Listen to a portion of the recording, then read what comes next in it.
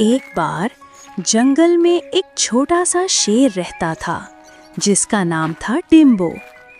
टिम्बो अभी बड़ा नहीं हुआ था, मगर दिल में ख्वाब बहुत बड़े थे। एक दिन सुबह सवेरे टिम्बो ने खुद से कहा, आज मैं अपनी जिंदगी का पहला शिकार करूंगा। उसकी आंखों में चमक थी, दिल में खुशी और कदम तेज तेज चल रहे थे। हवा ठंडी थी, सूरज की हल्की रोशनी फैली हुई थी और टिम्बो जंगल की तरफ बढ़ रहा था। रास्ते में एक बूढ़ा गीदड़ कालू मिला। कालू ने हंसते हुए पूछा, अरे टिम्बू, कहाँ जा रहे हो इतनी सुबह सुबह? टिम्बू ने फखर से कहा, आज मैं पहला शिकार करने जा रहा हूँ। कालू जोर से हंस पड़ा, शिकार? तुम? ना तुम्हारे पास ताकत है ना तजुर्बा।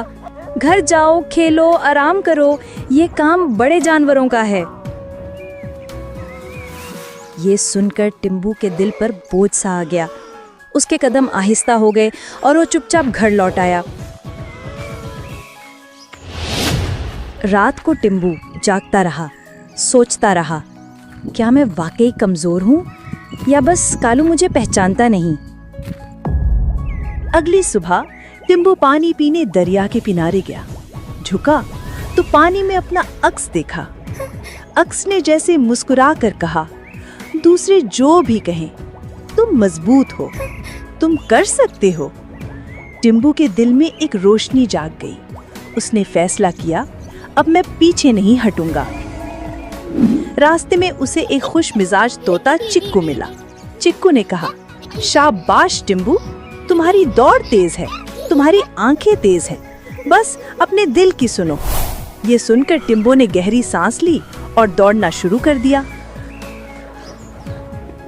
कुछ दूर घास में एक हिरन घूम रहा था।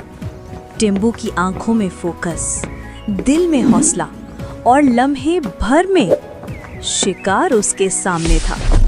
टिम्बू जीत गया, किसी के लफ्जों से नहीं बल्कि अपने दिल के यकीन से।